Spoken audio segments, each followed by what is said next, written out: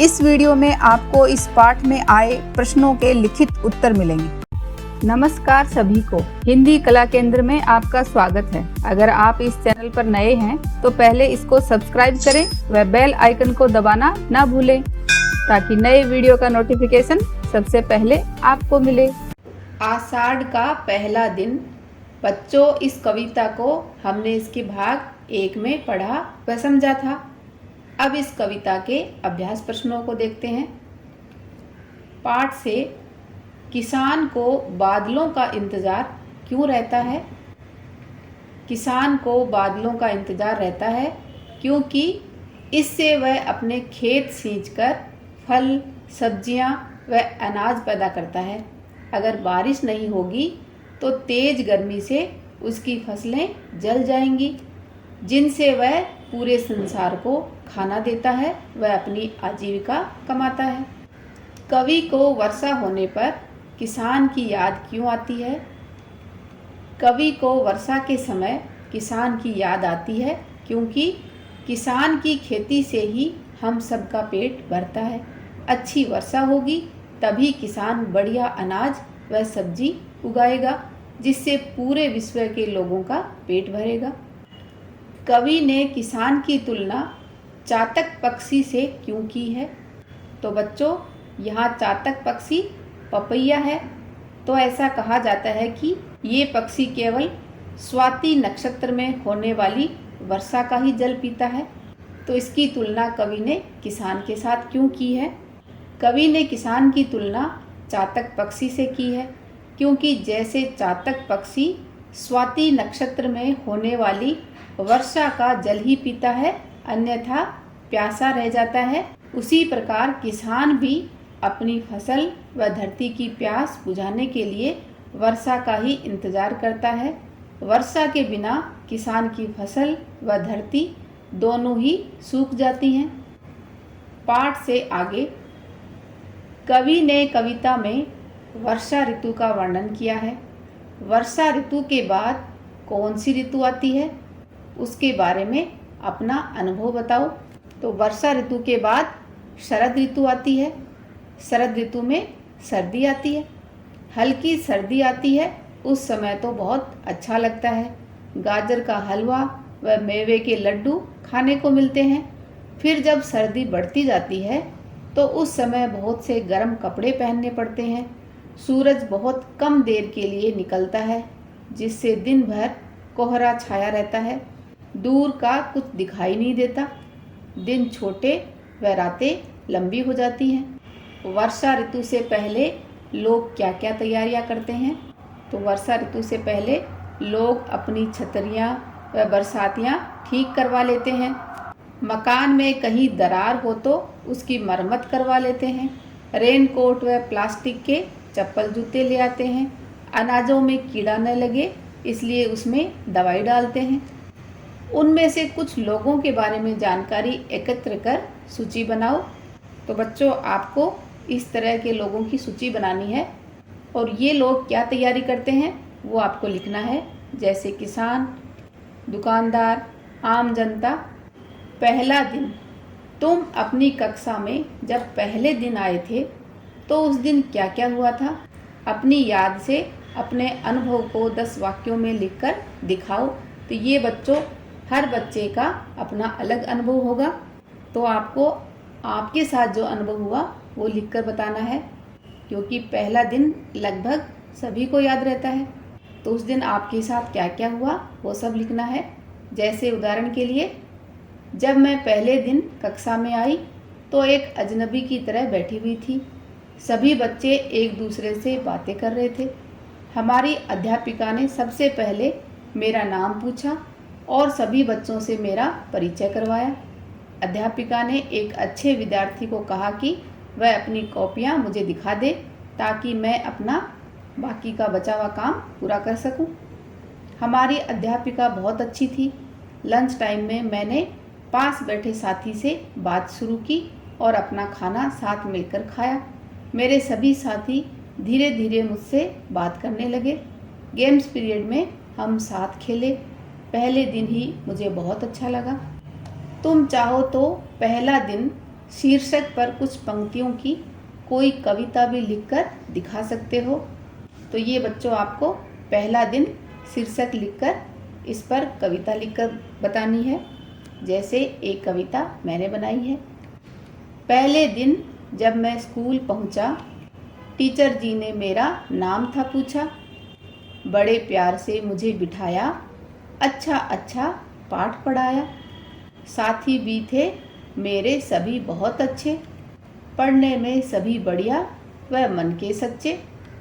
मुझे लगा बहुत ही अच्छा पहले दिन जब मैं स्कूल पहुंचा। सोचो समझो और बताओ क्या होगा अगर वर्षा बिल्कुल ही न हो। अगर वर्षा बिल्कुल ही न हो तो सूखा यानी अकाल पड़ जाएगा। नदी नाले पेड़ पौधे सब सूख जाएंगे। धरती का तल सूखने से चटक जाएगा। खेती नहीं होगी जिससे खाने को अनाज नहीं मिलेगा। अगर वर्षा बहुत अधिक हो, अगर वर्षा बहुत अधिक होगी तो बाढ़ आ जाएगी। सब कुछ पानी में बह जाएगा। जान और माल दोनों की हानि होगी। जीवन संकट में आ जाएगा। अगर वर्षा बहुत ही कम हो, अगर वर्षा बहुत कम होगी तो बहुत अधिक गर्मी व पानी की कमी हो जाएगी। पर्यावरण ठीक नहीं होगा। बहुत अच्छा अनाज नहीं होगा। कहीं कहीं पानी के अभाव में सूखा पड़ जाएगा। वर्षा हो मगर आंधी तूफान के साथ हो। वर्षा अगर आंधी तूफान के साथ होगी तो बहुत नुकसान होने की आशंका रहेगी। पेड़, दुकान, मकान, बिजली के खंभे आदि टूट सकते हैं जिससे जान माल दोनों की हानि होगी। वर्षा हो मगर तुम्हारे स्कूल में छुट्टियां हो तब क्या होगा। वर्षा में अगर हमारी स्कूल में छुट्टियां हो तो बहुत अच्छा लगेगा। घर में रहकर थोड़ी पढ़ाई करेंगे, बारिश में नहाएंगे व मम्मी से गर्मा गर्म पकोड़े बनवाएंगे। घर के सभी बच्चे मिलकर खूब मज़े करेंगे। कल्पना की बात। कवि अपनी कल्पना से शब्दों के हेर फेर द्वारा कुछ चीज़ों के बारे में ऐसी बातें कह देता है जिसे पढ़कर बहुत अच्छा लगता है। तुम भी अपनी कल्पना से किसी चीज़ के बारे में जैसी भी बात बताना चाहो बता सकते हो। हाँ, ध्यान रहे कि उन बातों से किसी को कोई नुकसान न हो। शब्दों के फेरबदल में तुम पूरी तरह से स्वतंत्र हो। तो ये बच्चों आपको अपनी कल्पना से किसी चीज़ के बारे में बताना है। जैसे उदाहरण के लिए मैंने अपनी कल्पना से ये लिखा है। एक दिन सुबह मैं एक खेत की सैर करने गई। पीली सरसों के खेत लहला रहे थे। ऐसा लग रहा था मानो हरी मखमली जमीन पर पीली चादर बिछी हो। उस पर ओस की छोटी छोटी बूंदें चमकते हुए मोती जैसे लग रहे थे। गेहूं के खेत में हरी भरी बालियां लहरा रही थी। खेत में कई प्रकार के पक्षियों की आवाज़ें मधुर संगीत का एहसास करवा रही थी। उगते सूरज की रोशनी आँखों को बहुत सुकून दे रही थी। तुम्हारा कवि और सबकी कविता। तुमने इस कविता में एक कवि जिसने इस कविता को लिखा है उसके बारे में जाना। तो बच्चों आपको इस कविता को लिखने वाले कवि का नाम मुझे कमेंट बॉक्स में लिखकर बताना है। और इसी कविता में एक और कवि कालिदास के बारे में भी जाना। इनके बारे में भी मैंने इस कविता में इसके भाग 1 में बताया है। अब तुम बताओ तुम्हारे प्रदेश और तुम्हारी मातृभाषा में तुम्हारी पसंद के कवि कौन कौन हैं। तो मैं कुछ कवियों के नाम बता रही हूँ। आपको अपनी पसंद और अपने प्रदेश और मातृभाषा के अनुसार बताना है। कबीरदास, रैदास, सूरदास, मीरा, बिहारी, मैथिली शरण गुप्त, जयशंकर प्रसाद, महादेवी वर्मा, अशोक चक्रधर आदि हैं। उनमें से किसी एक कवि की कोई सुंदर सी कविता जो तुम्हें पसंद हो को हिंदी में अनुवाद कर अपने साथियों को दिखाओ। तो बच्चों आपको जो भी कवि पसंद है उनकी कोई सुंदर सी कविता जो आपको अच्छी लगती हो उसका हिंदी में अनुवाद करके अपने साथियों को दिखाना है। जैसे उदाहरण के लिए रहीम ब्रजभाषा के कवि थे। उनकी एक रचना इस प्रकार है। तो रहीम जी के दोहों का हिंदी में अनुवाद करके मैं बता रही हूँ। आपको ऐसे ही कविता का अनुवाद करना है। तरुवर फल नहीं खात है, सरवर पियत न पान, कही रहीम पर काज हित, संपत्ति संचही सुजान। तो ये रहीम जी का एक दोहा है। तरुवर का अर्थ है पेड़ और सरवर का अर्थ है तालाब। परकाज यानी दूसरों के हित के लिए। तो इसका अर्थ है कि पेड़ अपना फल न खाकर दूसरों की भूख मिटाता है और तालाब अपना जल न पीकर दूसरों की प्यास बुझाता है। अर्थात ये दोनों दूसरों के लिए कार्य करते हैं।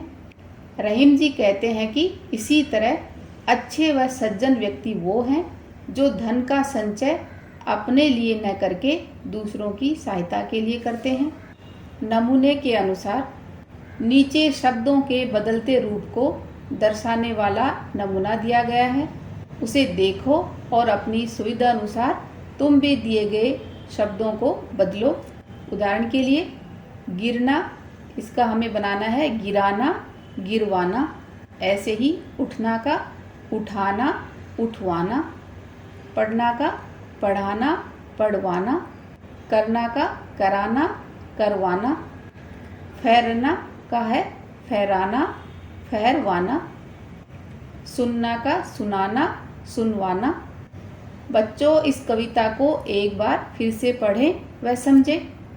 क्या आपने भी कभी खेतों में काम किया है? तो अपना अनुभव मुझे कमेंट बॉक्स में लिखकर बता सकते हो। बारिश कम होने से किसानों को किस प्रकार की समस्याओं का सामना करना पड़ता है, उस बारे में पता करें। सुझाव व सुधारों के लिए कमेंट बॉक्स में लिखें। अगर हमारे वीडियो बन ही रहे हैं आपके फेवरेट, तो फिर क्यों ना करें इनको लाइक, सब्सक्राइब और रिकमेंड।